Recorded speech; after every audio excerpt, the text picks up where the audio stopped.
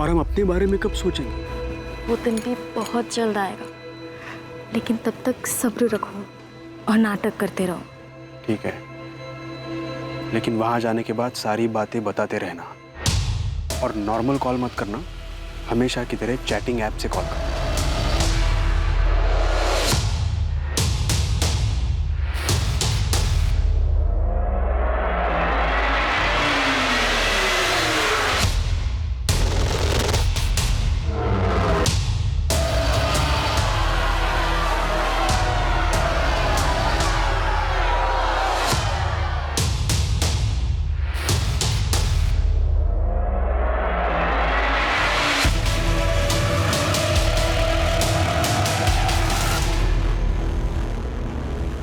देख बेटा, तुमने बहुत सताया उन्हें, अब थोड़ा सहना सीख। वो तुम्हारे सास ससुर हैं, माँ बाप जैसे हैं। जो हुआ उसे भूल जाओ। भगवान करे गुलाब भी जल्दी मिल जाए, फिर सब ठीक हो जाएगा।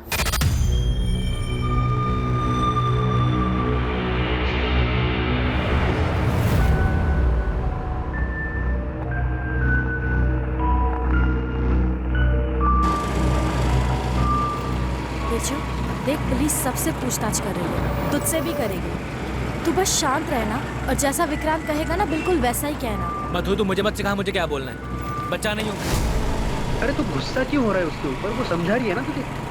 मेरी मर्जी, मेरी बहन है वो। तू मुझे सिखाएगा मुझे अपनी बहन से बात कैसे करनी है?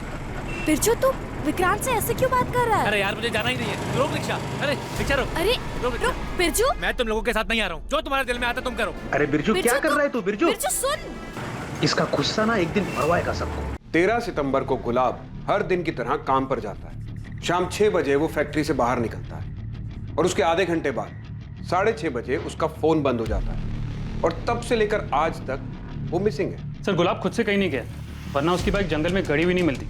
ये किसी और का काम है। सर, पहला संदिग्ध मनीष पांडे। गुलाब की वजह से मनीष पांडे की नौकरी गई और मनीष भी 13 सितंबर से गायब है। मेरी देवास में मानिक नगर पुलिस से दोबारा बात हुई। वो पूरे इलाके में तिहाड़ी मजदूरी करने वालों के बीच पता कर रहे हैं। दूसरी मधु, मुझे नहीं लगता मधु को अपने पति के आने या ना आने से ज्यादा फर्क पड़ता है। मधु के पिता और भाई बिरजू, इन दोनों को भी अच्छे से खंगालते हैं। सर, मधु के बारे में एक गौर करने वाली बात है।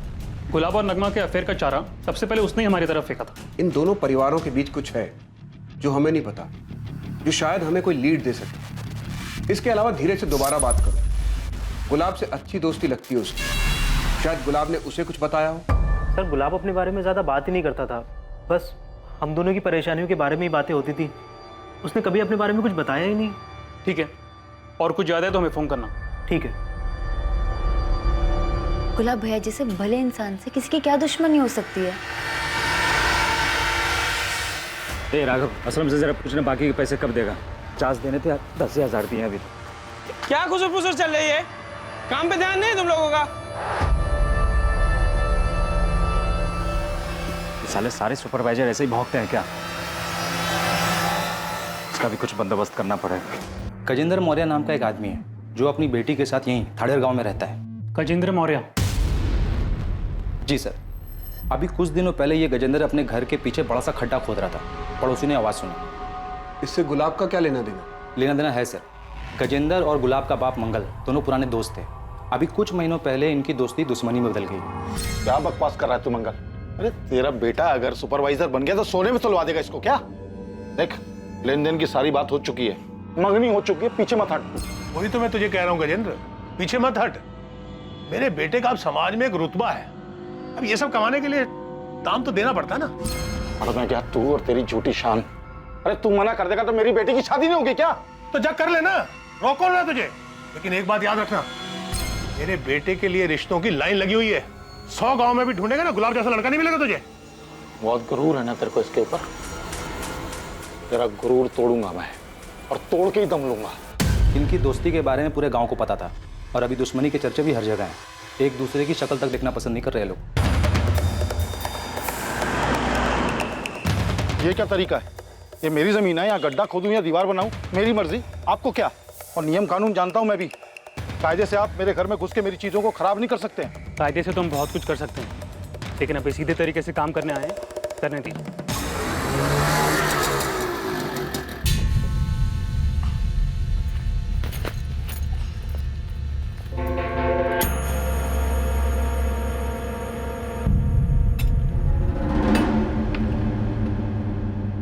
मधु आ गई? हाँ मौसी, पर यार ताला लगा है। माँ जी कहाँ गई? वो तुम्हारे सास ससुर गजेंद्र मौर्य के यहाँ गए हैं। वहाँ पुलिस आई है। लोग कह रहे थे कोई लाश दफन है वहाँ।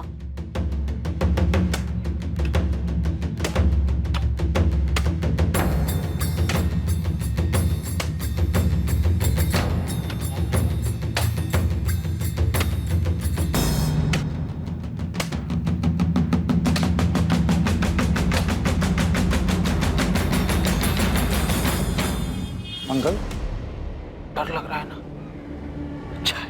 मुंह बंद कर गजेंद्र। मंगल, मुझे नहीं पता था तू बदला लेने के लिए इतना नीचे गिर जाएगा। 1 मिनट शांत हो जाइए आप लोग। अभी पता चल जाएगा गड्ढा क्यों खोदा गया था।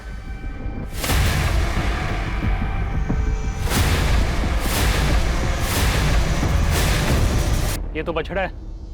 मेरी भैंस का बच्चा पैदा होते ही मर गया था, उसको यहाँ गाड़ दिया मैंने। तो ये सब पहले नहीं बता सकते थे तुम?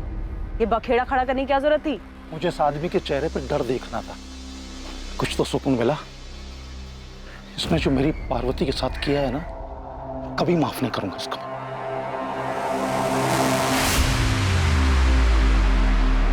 तो तुम्हारे लिए कुछ खरीदा था, कैसी लगी? बहुत सुंदर है।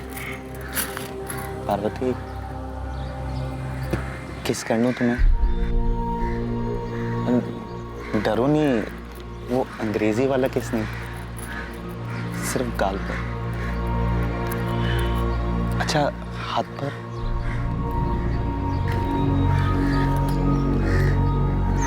माफ करना अगर तुम्हें बुरा लगा तो।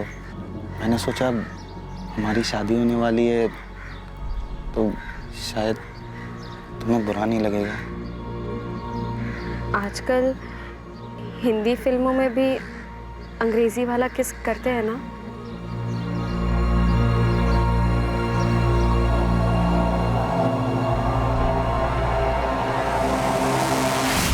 सोलह साल की थी, तब से यही जानती थी कि मेरी शादी गुलाब से होगी। जब तुम दोनों राजी थे, एक दूसरे के साथ खुश थे, सगाई भी हो गई थी, तो शादी क्यों नहीं हुई? गुलाब ने नहीं की। सगाई के कुछ महीने बाद ही उसकी नौकरी लग गई।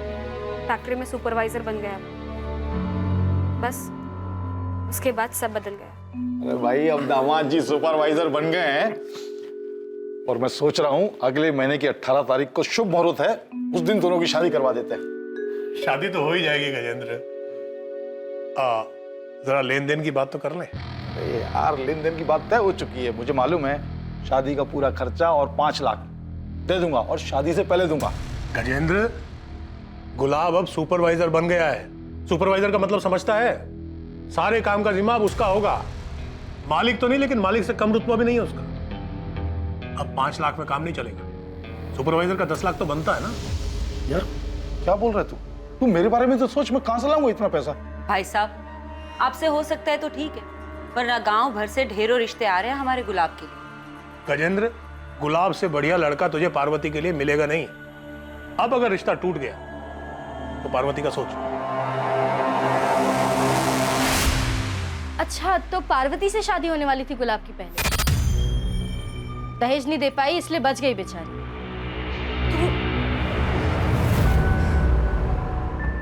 आपने उस गजेंद्र को देखा कैसे सबके सामने मुस्कुरा रहा था? हमारे लापता बेटे का मजाक उड़ा रहा था। कैसे शैतान आदमी से दोस्ती थी आपकी। कहीं कहीं उसी ने तो हमारे गुलाब को कुछ कर नहीं दिया होगा ना? कर सकता है गजेंद्र। इस बात को इतना वक्त हो चुका है, लेकिन आज भी उसकी आंखों में मुझे वही नफरत दिखाई देती है। नफरत करता हूं उस मंगल से मैं। पैसों के लालच में उसने बरसों पुरानी दोस्ती तोड़ दी, मेरी बेटी का दिल तोड़ा, शादी तोड़ दी, मेरा भरोसा तोड़ दिया उसने। और गुलाब, उसने कुछ नहीं कहा मंगल से? गुलाब तो बस नाम था उसका, भीतर से तो कांटा था बबूल का। वो अपने बाप की तरह पैसों का लालची। मेरी बेटी को गलतफहमी थी कि वो उससे प्यार करता है। प्यार करता हूं तुमसे, लेकिन अपने घर वालों के खिलाफ भी तो नहीं जा सकता। वो भी तो सही बोल रहे हैं। उन्होंने क्या गलत मांग रखी है? कैसी बातें कर रहे हो? पापा इतने सारे पैसे कहाँ से लाएंगे? वो तुम्हारे वो खेत है ना, उनको बेचकर बड़े आराम से आ जाएंगे। उस खेत से घर चलता है हमारा। पार्वती, समझो, हम दोनों हमेशा के लिए साथ हो सकते हैं। तुम्हें बस अपने पापा को मनाना है और फिर सब सही हो जाएगा। मैंने तुम जैसा लालची और खुदगर्ज आदमी अपनी जिंदगी में नहीं देखा। अपनी खुद की कमाई से एक बाइक खरीदने की औकात नहीं है तुम्हारी। अगले 1 महीने में उन लोगों को बाइक और 10 लाख रुपए देने वाले लोग मिल गए। गुलाब की शादी हो तो तुम्हारे और गुलाब की शादी टूटने की वजह से तुम्हारे पिता की तो काफी बदनामी हुई होगी। काफी गुस्सा आया होगा तुम्हें गुलाब और उसके परिवार पर। आया, बहुत आया, और किसी को भी आता। तो इसलिए तुमने और तुम्हारे पिता ने गुलाब के साथ कुछ कर दिया, मार दिया उसे। करना बहुत कुछ चाहता था, लेकिन ऊपर वाली की लाठी में ना आवाज नहीं होती है। देखिए ना, पूरा 1 साल नहीं हुआ शादी किए और गुलाब गायब हो गया। छुपी तो होगी ये बात कि जो सुख आपकी बेटी को नहीं मिला वो गुलाब को मिल गया। मधु के साथ उसने सुखी परिवार जो बसा लिया था। जो होता है अच्छा होता है। और मधु को क्या हासिल हुआ उस शादी से? दुख। गुलाब ने उसे घर से बाहर निकाल दिया था, लेकिन उस मधु को मानना पड़ेगा। डरी नहीं वो। गिराजपुरा पुलिस स्टेशन पर जाकर रिपोर्ट लिखाई उसने। वहां से पुलिस आई और गुलाब को उठा के ले गई। हाँ सर, ये 6 महीने पहले का केस है। गुलाब की पत्नी मधु ने गुलाब के खिलाफ दहेज उत्पीड़न का कंप्लेंट किया था। अरे क्या बात क्या है? आप कहाँ लेकर जा रहे हैं मेरे बेटे को? दहेज उत्पीड़न की कंप्लेंट किया आपकी बहू ने गुलाब के खिलाफ। दोनों परिवारों के बीच कोई समझौता हो गया था तो मधु ने केस वापस ले लिया था। इतना बड़ा कांड, दहेज का केस हो गया गुलाब के खिलाफ, वो अरेस्ट हुआ था, और ये बात ना तो मंगल ने हमें बताई और ना ही मधु ने। और सर, गुलाब की फैमिली ने कहा था कि गुलाब की किसी से दुश्मनी नहीं थी, और अब ये गजेंद्र वाला एंगल सामने आया। गजेंद्र के कॉल रिकॉर्ड्स निकलवाओ। हो सकता है किसी को सुपारी दी हो गुलाब को गायब करवाने के लिए, और ये मधु और मंगल से दोबारा पूछताछ करते हैं। सो देवास के मालिक नगर पुलिस का फोन था। मनीष को ट्रेस कर लिया, उनकी हिरासत में। आखिरकार लगने लगा था कि जांच अब सही दिशा में आगे बढ़ रही थी। दोबारा पूछताछ में अतीत की कई दबी बातें सामने आने वाली थी। पर आखिरकार ये सारा मामला था क्या? 6 महीने पहले क्या हुआ था? और क्या मधु और उसका परिवार गुलाब को उसके किए के लिए माफ कर पाया था? दूसरी तरफ factory worker Manish Pandey police की गिरफ्त में आ चुका था। क्या उसने गुलाब के साथ कुछ गलत किया था? पुलिस इन सभी सवालों के जवाब खोज रही थी, और तब उनके सामने एक और चौंकाने वाली खबर आने वाली थी।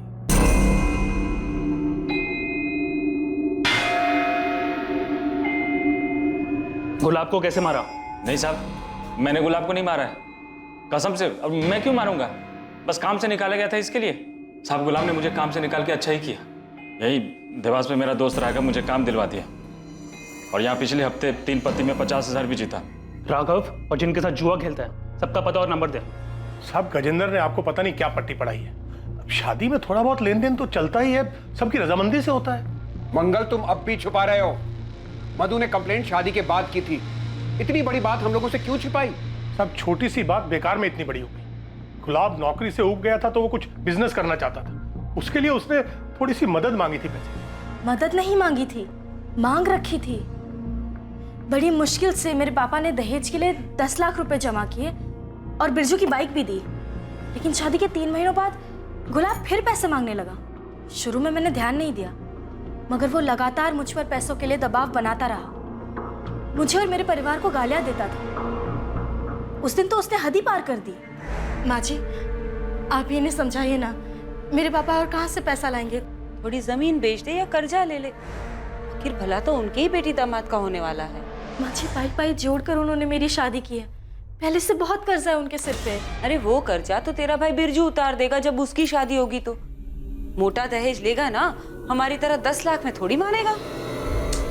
तुझे प्यार से समझा रहा हूँ, तो समझ ही नहीं रही है। मेरा बिजनेस बढ़ेगा तो तेरा भी तो भला होगा। देखिए, मुझे और कुछ नहीं चाहिए, जितना है मैं उतने में खुश हूँ। मैं और पैसे नहीं मांग सकती, अब बार बार मांगना बंद कर दीजिए। मत कैसी मुझे मना करने की। अब चुपचाप अपने घर जा, अपने बाप को बोल पैसे दे। हाँ, और बिना पैसे लिए इस घर में वापस आई ना, तो याद रखना मुझसे बुरा कोई नहीं होगा, समझी? चल निकल, निकल बाहर।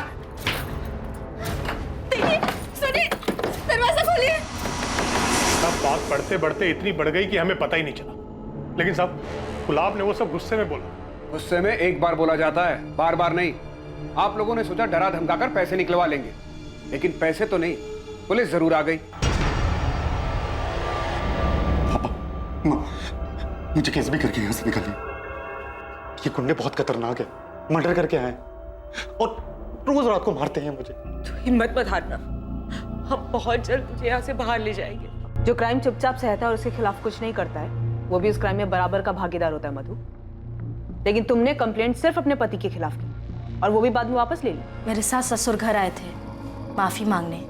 अरे भाई साहब, भाभी जी ये क्या कर रही हैं आप? जब जमीन लगी फटने तो प्रसाद लगे बटने। बिरजू बेटा, तुझे जितने ताने देने दे ले। मधु बेटा, गुलाब ने तुम पर हाथ उठाया था ना, तुम मुझे 2 थप्पड़ मार लो। मधु की जगह ये शुभ काम मैं अपने हाथ से ना कर दूं। बिरजू तू चुप कर। तुलसी भाई साहब, आप मधु के भविष्य का विचार कीजिए। अगर शादी टूटेगी तो समाज में सबसे ज्यादा सहन इसी को करना पड़ेगा ना। देख मधु बेटा, वो तेरा पति है, उसको सजा देकर तुम खुद अपना जीवन बर्बाद कर रही हो। माफ कर दो गुलाब को, एक मौका दे दो। सर मनीष के दोस्त राघव से बात हुई, जिसने उसने देवास में काम दिलवाया था। बाकी जुए में पैसे जीता था मनीष सर, और उसका फ़ोन भी सच में ख़राब हुआ था। सर लगता नहीं कि गुलाब के गायब होने में इसका कोई हाथ होगा। वैसे मैंने मनीष को देवास छोड़ के जाने से मना किया। सर अपने सास ससुर को लेके मधु की नाराजगी जाहिर है, तो मुझे नहीं लगता कि मधु गुलाब के साथ ऐसा कुछ करेगी, क्योंकि इसमें उसको कोई फायदा नहीं है। सर मधु चाहती तो ससुराल आने से मना कर सकती थी, क्योंकि उसकी फुल फैमिली का सपोर्ट था उसे। सर धीरज का फोन। हाँ धीरज बोलो। सर आपने कहा था ना कि गुलाब के बारे में कुछ याद आए तो मैं आपको फ़ोन करके बता दूं। सर कुछ याद आया, हो सकता है आपके काम की बात है। तो समझ नहीं रहा है गुलाब, नगमा अपने भाई फैजल से बहुत डरती है।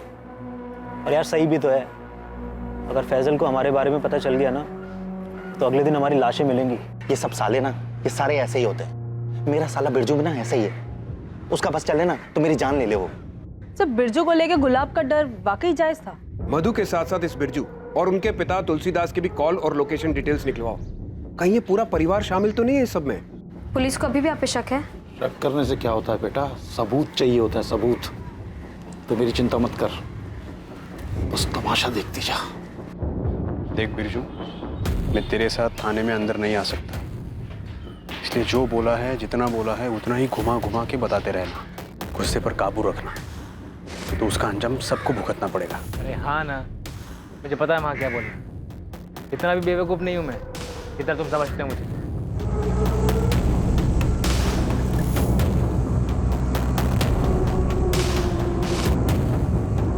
गुलाब के गायब होने पर आप लोग मेरे पापा और मेरे भाई पर शक कर रहे हैं। हमने ऐसा कब कहा? तो पुलिस ने उन्हें क्यों बुलाया? और आपने नहीं कहा तो पापा जी ने कहा होगा। आप लोग ये मत भूलिए कि ये मेरे पापा और भाई का बड़प्पन था, जो उन्होंने मुझसे कहा कि गुलाब वाली कंप्लेंट वापस ले ले।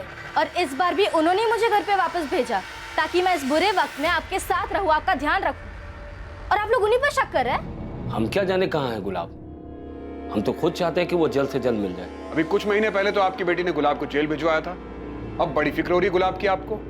क्या करता साहब, बेटी के बारे में भी सोचना था। पानी सर के ऊपर जा चुका था इसलिए ऐसा किया, वरना कौन है जो अपने घर के मामलों को पुलिस में ले जाता है। उसके बाद सब ठीक हो गया। गुलाब से खुश थे आप लोग? मैं तो खुश नहीं था। जिस दिन मेरी बहन रोते रोते घर पर आई ना, पूरा का पूरा परिवार नजरों से उतर गया था मेरी। बेटा तू रो मत, मैं बात करता हूँ ना उनसे। अरे क्या बात करेंगे आप उनसे? और क्यों बात कर रही है आपको?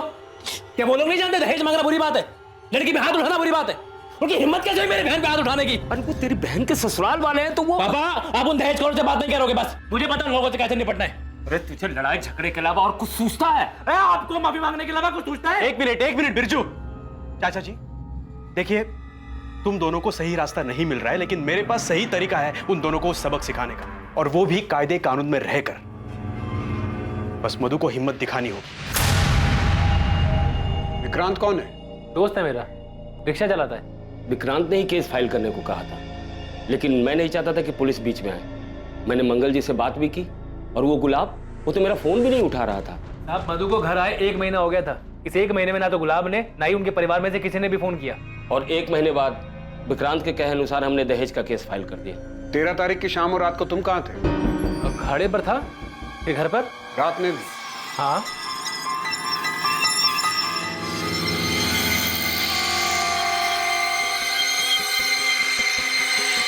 सब ठीक गया ना अंदर? चल चल चल।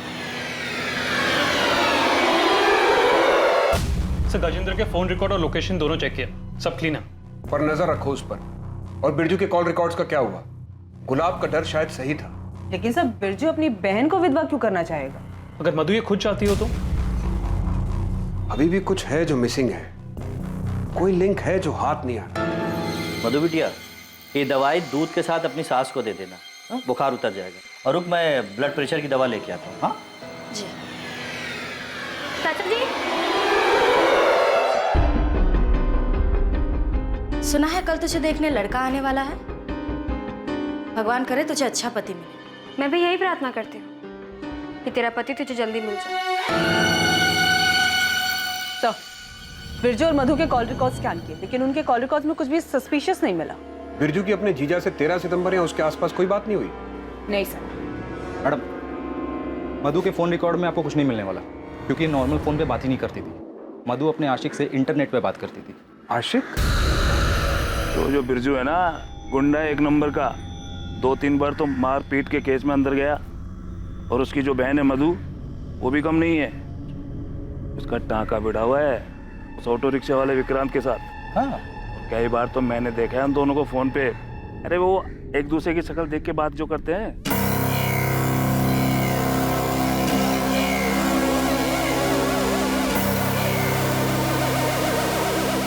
दहेज उत्पीड़न हुआ, तुम्हें घर से निकाला गया और गुलाब का अफेयर। तुमने हमें यह बताया कि गुलाब छुप छुप के किसी से बात करता था, पर जो तुम बात करती थी विक्रांत से, वो तुमने हमें नहीं बताया। इतना रीजन काफी है गुलाब को गायब कराने के लिए? हाँ, मैं मानती हूँ कि मेरा और विक्रांत का रिश्ता है, मगर हम उसके लिए गुलाब को गायब क्यों करेंगे? गुलाब को तो कुछ पता ही नहीं था इसके बारे में। जैसे तुम्हें पता चल गया था कि गुलाब छुप छुप कर किसी से बात करता है, वैसे ही उसे भी पता चल गया हो तो क्या मैं तब भी उसे गायब क्यों करूंगी? विक्रांत तुम्हारे गांव का है, तुम्हारे भाई का करीबी दोस्त। तो शादी से पहले से जानती थी तुम उसे? नहीं, ये गुलाब की वजह से हुआ। मैं जानती थी कि मेरे पापा ने बड़ी मुश्किल से दहेज के पैसे जमा किए थे, इसलिए शादी के बाद मैं सभी को खुश रखना चाहती थी। लेकिन गुलाब के घर से निकाले जाने के बाद मैं टूट सी गई थी। ऐसे में विक्रांत ने मुझे संभाला। मधु, तुम ऐसे कभी नहीं थी, इतनी बेचारी, इतनी कमजोर। अब हालात बदल चुके हैं विक्रांत। अब मैं वो औरत हूँ जो अपने पति के लिए रोती है, वो पति जिसने उसे घर से बाहर निकालने से पहले एक बार भी नहीं सोचा। नहीं मधु, इस हालत में मैं तुम्हें देख नहीं सकता हूँ मधु। तुम्हें मेरी इतनी चिंता कब से होने लगी? चिंता तो हमेशा से ही थी मधु। तुम्हारी शादी के बाद भी मैं तुम्हें भूल नहीं पाया। अगर हिम्मत करके पहले ही सब बता दिया होता तो शायद आज ये सब नहीं हो रहा होता। मैंने गलती करी है और मैं ये नहीं चाहता हूँ कि तुम भी वही गलती दोहराओ। तुम्हें जो सही लगे वो करो, मैं हमेशा तुम्हारे साथ रहूंगा। अपने हक के लिए लड़ो, उसके लिए लड़ो जिससे तुम्हें खुशी मिलती हो। विक्रांत ने मेरा साथ दिया, मेरी हिम्मत बढ़ाई। प्यार करता है वो मुझसे। वो तो चाहता ही नहीं था कि मैं गुलाब के घर वापस जाऊं। लेकिन तुम अपने ससुराल वापस गई क्यों? तुम नहीं प्यार करते विक्रांत से? बिल्कुल करती हूँ, लेकिन मुझे उन लोगों से बदला लेना है। इतनी आसानी से छोड़ने वाली नहीं थी मैं गुलाब को। शादी के कुछ ही महीनों बाद उसने दहेज के लिए मुझे सताना चालू कर दिया। और बदले का गुस्सा तुम पर इस कदर हावी हो गया कि तुमने हमेशा के लिए गुलाब को रास्ते से ही हटा दिया। नहीं, मैंने ऐसा कुछ नहीं किया। गुलाब ने तुम्हें सताया, तुम्हें परेशान किया, जिसका तुम बदला लेना चाहती थी। तो तुम्हारा ये बदला लेने में तुम्हारी मदद किसने की? विक्रांत ने या तुम्हारे भाई बिरजू ने? उन दोनों ने कुछ नहीं किया है। बिरजू को तो कोई भनक भी नहीं थी मेरे और विक्रांत के रिश्ते के बारे में। तो ये तुमने किसी और से करवाया? नहीं, लेकिन क्या? मुझे लगता है ये पार्वती के पिता गजेंद्र का काम है। तू मधु है ना बेटा? गुलाब की पत्नी? जी काका, नमस्ते। क्या हुआ? क्या ढूंढ रही? कुछ खो गया क्या? काका, वो मेरी चप्पल नहीं मिल रही। ओहो, इतने सारे जूते चप्पलों में एक चप्पल को ढूंढना कितना मुश्किल है। तो इतने गुमशुदा लोगों के बीच एक आदमी कैसे मिलेगा? बेटा, मैंने तो सुना था तू समझदार है। तू इस घर में कैसे आ गई? तुझे कोई और घर मिल जाएगा। मैं बता रहा हूँ, गुलाब तेरे लायक नहीं है और वो कभी लौट के नहीं आएगा। चलता हूँ। हाँ, मैं मिला था मधु से मंदिर के बाहर, पर मैंने उससे सिर्फ इतना पूछा कि वो वापस क्यों आ गई। ये नहीं कहा कि गुलाब कभी लौटेगा नहीं। झूठ बोल रही है वो। ऐसे क्यों देख रहे हैं? आपको क्या लगता है मैं झूठ बोल रहा हूँ? हाँ बिल्कुल, वो झूठ बोल रहे हैं। मधु ने हमें बताया था। मैं जानता हूँ उस गजेंद्र को, वो बोल सकता है ऐसे।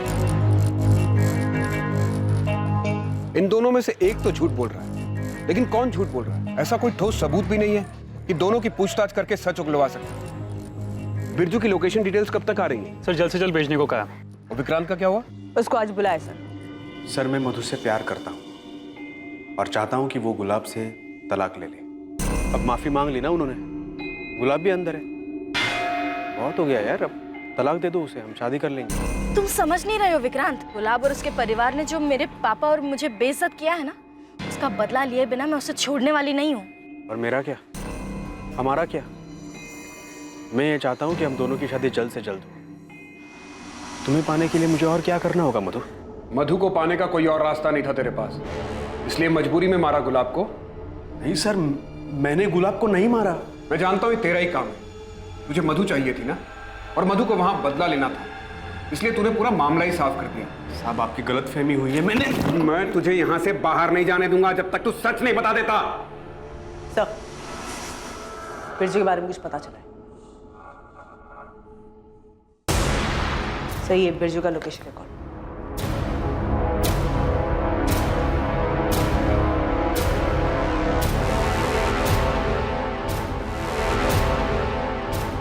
विक्रांत तुझे पता था ना कि बिरजू 13 तारीख को थाडेर आया था? मधु तुझे पहले मुझे बताना चाहिए था ना कि तू विक्रांत से प्यार करती है। ऐसे छुप छुप के मिलने की क्या जरूरत थी तुझे? बिरजू बकवास बंद कर, ये कोई वक्त नहीं है इन सब बातों का। बात आने में पता नहीं विक्रांत पर क्या बीत रही होगी। तुझे पता है उस दिन क्या हुआ था? हाँ, बताया विक्रांत ने मुझे, इसलिए मैंने पुलिस स्टेशन में गजेंद्र का नाम लिया ताकि पुलिस को शक उन पर जाए, पर अब पता नहीं ये सब क्या हो रहा है। मैं तो सब ठीक करके तेरी बहन के साथ आराम से रहना चाहता हूँ, लेकिन वो ये जो शांत नहीं हो रही है, हर रोज कोई ना कोई नया बखेड़ा खड़ा कर देती है। आज मेरी कमीज जला दी। ओए जीजे, तूने क्या मुझे मेरी बहन की बुराई करने के लिए बुलाया? शुक्र मना कि तू मेरी बहन मधु का पति है, इसलिए जिंदा है अभी। अरे साले तुझे तो यहीं का यहीं गाड़ देता मैं। तू साले मुझे धमकी दे रहा है? अपनी औकात मत भूल साले, जीत जाऊं मैं तेरा, समझा? चल। बिरजू, पुलिस आई है, तुम्हें बुला रही है। बिरजू तेरे कॉल रिकॉर्ड्स निकाले हम। हाँ साहब, मैं मानता हूँ, मैं उस दिन गुलाब से मिला था, पर गुलाब ने ही मुझे मिलने के लिए बुलाया था साहब।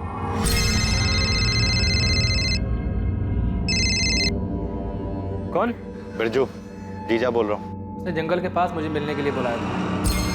मैं जब उससे मिला तो वो मुझसे मेरी बहन की बुराई करने लगा। मेरा कॉलर पकड़ लिया उसने, मैंने भी धक्का दे दिया उसे, क्योंकि जब से उसने मेरी बहन को घर से निकाला है, मैं तब से उस पर गुस्सा था। दूर देख देख देख, तुझे तेरी बहन की कसम है। ऐसा नहीं मारूंगा तुझे। जैसे तूने मेरी बहन मधु को दुख दिया ना, वैसे मेरी बहन तुझे हर दिन दुख देगी। सफेद झूठ बोल रहा है तू बोल रहा है कि गुलाब ने 13 सितंबर को तुझे कॉल करके बुलाया, जबकि हमें गुलाब चंडल की फोन रिकॉर्ड में तेरा नंबर ही नहीं दिखा, और ना ही तेरे फोन रिकॉर्ड में ऐसा कुछ मिला। अब उसने वो चैटिंग वाली ऐप से फोन किया था। अच्छा, तो बिरजू तेरे मोबाइल के चैट ऐप वाले कॉल लॉग में गुलाब का नंबर क्यों नहीं है? गुलाब जब लापता हुआ तो मैं डर गया था, सब डिलीट कर दिया। जितने बहाने बनाने हैं बना ले, तेरे खिलाफ सबूत हैं और गवाह भी। तेरा जिगरी आ रहा है ना विक्रांत, वो देगा गवाही। तू उस दिन थाडेर में था, बताया हमको विक्रांत। रागिनी, मजबूत चार्जशीट बनाओ इसके खिलाफ। साहब, मेरे कुछ नहीं किया साहब, विक्रांत ने किया साहब। उस दिन मैंने उसको जंगल वाले इलाके से बाहर आते देखा था।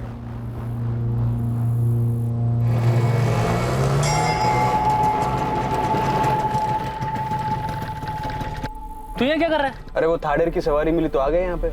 तू क्या कर रहा है यहाँ पे? अरे भाई मेरा फट्टू जीजा, उससे मिलने आया था। चल साथ में निकलते हैं। साहब शायद मेरे जाने के बाद विक्रांत ने गुलाब को मार दिया है ताकि वो मेरी बहन से शादी कर सके। मैं आपको उसका नाम नहीं बता रहा था, मुझे लगा मेरा दोस्त है, पर उस कुत्ते ने अपने आप को बचाने के लिए मेरा नाम आपको बता दिया। नहीं चाहिए मुझे ऐसी दोस्ती। मैं जानता हूं बिरजू को बहुत गुस्सा आता है, लेकिन ये नहीं जानता था कि वो गुस्से में हमारे गुलाब के साथ ही ऐसा कुछ कर बैठेगा। नहीं, बिरजू अपने जीजा को नहीं मार सकता। हम तुम्हारी बात कैसे मान लें? तुमने खुद ने गजेंद्र का झूठा नाम लिया था, अपने कानों से सुना था मैंने। साले देख बिरजू पुलिस तेरी फोन की लोकेशन जानती है। 13 तारीख की शाम तो उस गुलाब के साथ था। मैं चुप, बातें मत बना। तूने बताया होगा पुलिस को। तूने कुछ नहीं किया। तो के बाद छोड़ूंगा नहीं तुझे मैं। सर, हमने विक्रांत की लोकेशन डिटेल स्कैन किया। 13 सितंबर को विक्रांत का फोन कुछ टाइम के लिए बंद था, शाम को 4 बजे से लेकर रात को 9 बजे तक। उसका कहना है कि सवारी ढूंढने के चक्कर में उसने अपना फोन चार्ज नहीं किया और जब वो घर पहुंचा तो रात को 9 बजे उसने अपना फोन चालू किया। इतना काफी नहीं होगा उसे इंटेरोगेट करने के लिए। सर, ये विक्रांत और बिरजू पहले एक दूसरे के साथ थे, अब एक दूसरे का नाम ले रहे हैं। हमने उन दोनों के एक दूसरे के खिलाफ तो कर दिया है। बिरजू की कॉल डिटेल्स उसके खिलाफ मजबूत सबूत है, लेकिन विक्रांत के खिलाफ हमारे पास कोई तगड़ी चीज नहीं है। बिरजू के हिसाब से विक्रांत उस शाम थाडेर में ही था। अगर उसका फोन ऑन होता तो ये बात पक्की हो जाती। सर मधु आई है, बिरजू और विक्रांत से मिलना है उसे। मिलने दो, मगर नजर रखो उस पर। मधु, शायद विक्रांत ने गुलाब को मार दिया है। बिरजू, तू ये क्या कह रहा है? बस सच कह रहा हूँ मधु। उस दिन जब मैं गुलाब से मिला था, उससे मिलने के बाद काफी देर तक मैं रिक्शा का इंतजार करता रहा। उसी बीच विक्रांत गुलाब से मिला होगा, उसे जान से मार दिया होगा। जब वो मुझसे मिला तो सवारी का बहाना बनाने लगा, लेकिन बात कुछ हो रही थी। उसने तुझे पाने के लिए जान से मार दिया गुलाब को।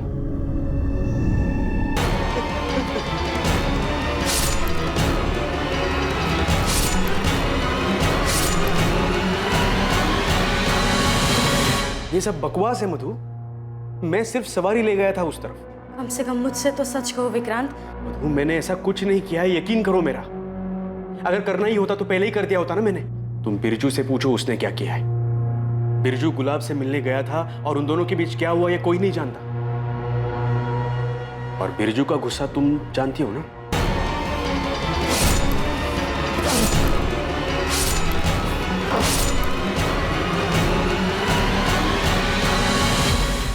सब मिले हुए, सबने मिलकर ये किया है।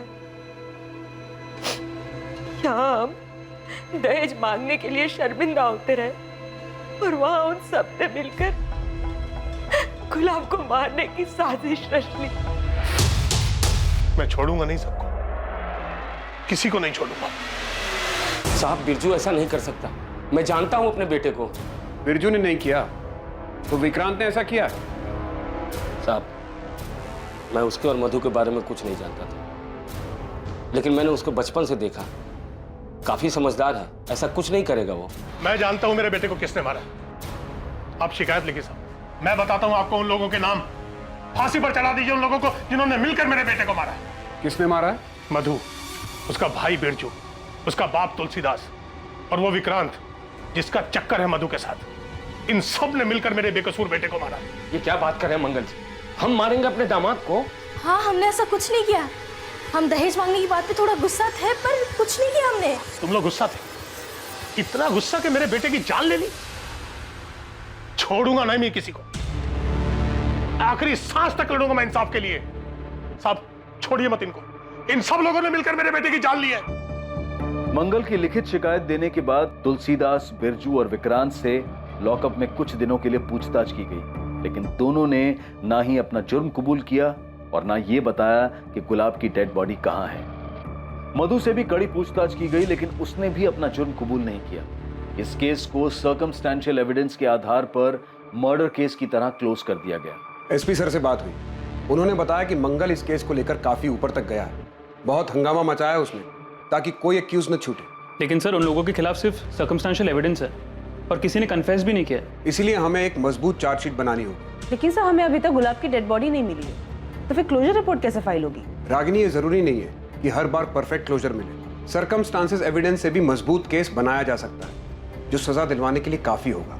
पुलिस ने मधु, तुलसीदास, बिरजू और विक्रांत के खिलाफ चार्जशीट दायर की और अदालत ने उन्हें जुडिशियल कस्टडी में भेज दिया। आखिरकार पुलिस की इन्वेस्टिगेशन खत्म हुई और मामला अदालत पर पहुंचने के बाद फैसले का इंतजार होने लगा। पुलिस दूसरे केसेस में बिजी हो गई। गुलाब के माता पिता अपने बेटे की मौत से शोक और तकलीफ में थे और जिंदगी की इस हकीकत का सामना कर रहे थे। गुलाब की बॉडी ना मिलने से उन्हें समापन भी नहीं मिल पा रहा। कुछ वक्त के बाद मधु को बेल मिल गई और वो अपने पिता के घर रहने लगी। 2 साल बाद एक ऐसा संयोग होने वाला था जो इस अधूरे केस को पूरा करने वाला था। गुलाब मर्डर केस जो अब तक पुरानी फाइलों में दफन था, वो फिर से खुलने वाला था।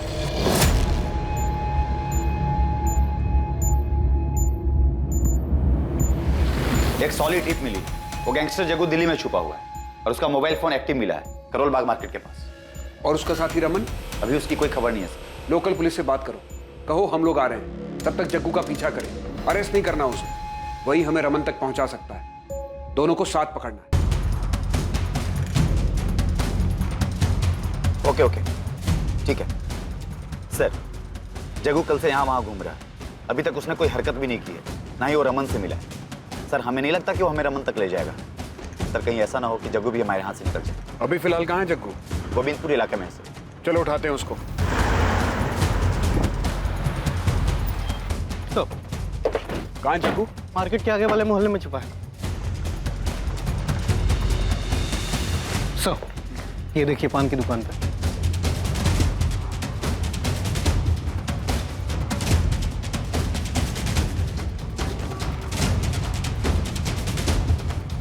जग्गू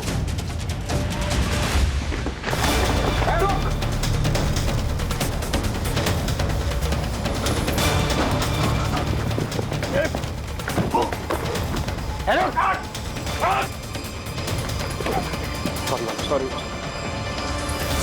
देखा नहीं मैंने, सॉरी। रुक, गुलाब है ना? हाडेर गांव में घर है तेरा? तो मर चुका था।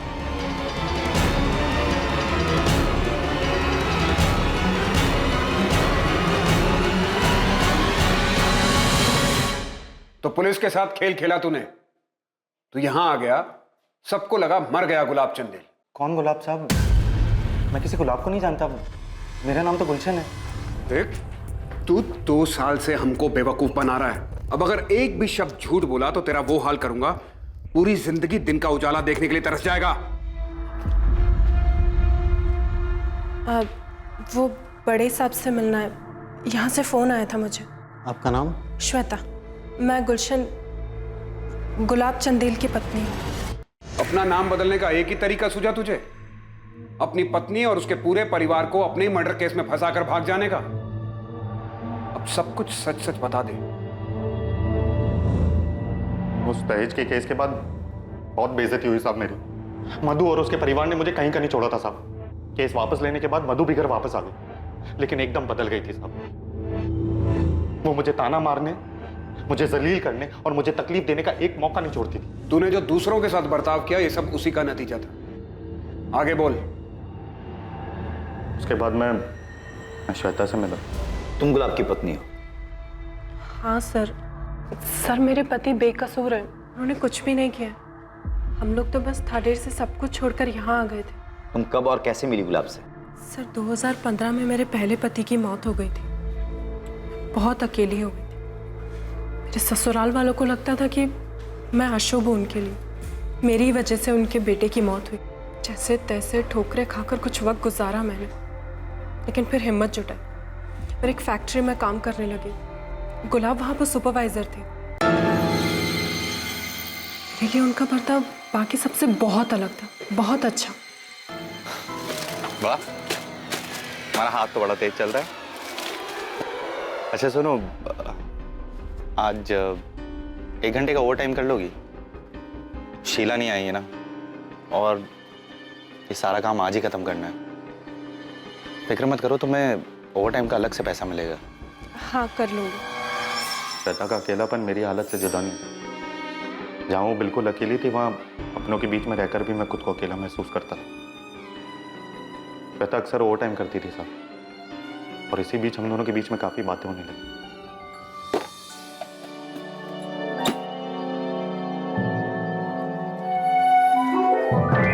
हर दिन आपको टिफिन लाते तो देखती हूँ, मगर कभी खाना खाते नहीं देखा। आप पैसे ही टिफिन वापस ले जाते हैं। ये मैंने आपके लिए बनाया है। आइए बैठे ना। मेरी पत्नी होते हुए भी मधु ने कभी मेरी परवाह नहीं की, मगर एक अजनबी को मेरी इतनी चिंता हो रही थी। श्वेता का मेरा ख्याल रखना और उसका मेरे साथ वक्त गुजारना मुझे अच्छा लगने लगा था। धीरे धीरे मुझे गुलाब के साथ रहना अच्छा लगने लगा और बहुत जल्दी हम एक दूसरे के करीब आने लग गए। गुलाब ने मुझे अपनी शादीशुदा जिंदगी के बारे में बताया कि वो कितनी तकलीफ में थे, कैसे उनके ससुराल वालों ने उनके ऊपर झूठा दहेज का केस लगाकर फंसा दिया। झूठा केस? श्वेता से भी झूठ बोला तूने? और क्या करता साहब, बहुत भरोसा करती थी वो मुझ पे, और मेरे लिए उससे ज्यादा कीमती और कोई नहीं था। मैं उसे किसी भी कीमत पर खोना नहीं चाहता था साहब, इसलिए बोलना पड़ा झूठ। तू उसे पूरी जिंदगी अंधेरे में रखना चाहता था। ढाडेर में रहने पर उसे एक ना एक दिन तो पता चल ही जाता ना साहब, और मैं श्वेता के साथ पूरी जिंदगी बिताना चाहता था, सारी बेइज्जती और वहां के सारे तमाशे से अलग। ऐसे में जब धीरज ने मुझे उसके भागने के बारे में बताया तो मुझे लगा मेरे लिए भी वही तरीका सही है। फिर इस बारे में मैंने श्वेता से बात की। लेकिन इस तरह से भागना क्यों? तुम तलाक नहीं ले सकते उससे? मधु मुझे तलाक नहीं देगी। जब तक वो मेरी जिंदगी पूरी तरह से तबाह नहीं कर देती ना, नहीं छोड़ेगी वो मुझे। हमारे पास यही एक रास्ता है। श्वेता, तुम्हें मुझ पे भरोसा तो है ना? तुम जानते हो मुझे तुम पर खुद से ज्यादा भरोसा है। तो तूने झूठ बोलकर श्वेता को अपने साथ भागने के लिए बहकाया, सिर्फ इसलिए कि उसे सच्चाई का पता न चल जाए। और मधु और उसके परिवार के लिए क्या प्लान किया था तूने? साहब मैं तो शुरू से ही श्वेता के साथ भागना चाहता था, इस सारे फसाद से दूर। लेकिन फिर मेरे दिमाग में मधु और उसके परिवार ने जो मेरे साथ किया उसका बदला लेने का ख्याल आने लगा। मैं जितनी तकलीफों से गुजरा हूं, मैं उन्हें भी उतने ही परेशान देखना चाहता था। इसलिए मैंने धीरज की मदद की नगमा के साथ भागने, और उसी दिन श्वेता के साथ प्लान बनाया भागने का। सब कंफ्यूज हो जाए इसलिए मैंने किसी को इस बारे में कुछ भी नहीं बताया, और इसलिए जानबूझकर मैंने धीरज के सामने बिरजू का एक दिन जिक्र भी किया। इसलिए 13 तारीख को तूने बिरजू को बुलाया भी था। तो मुझे आज जंगल के पास आगे मिल शाम को, जरूरी काम है। जी सर। बिरजू को मैंने चैटिंग ऐप से फ़ोन करके जंगल के पास में बुलाया था।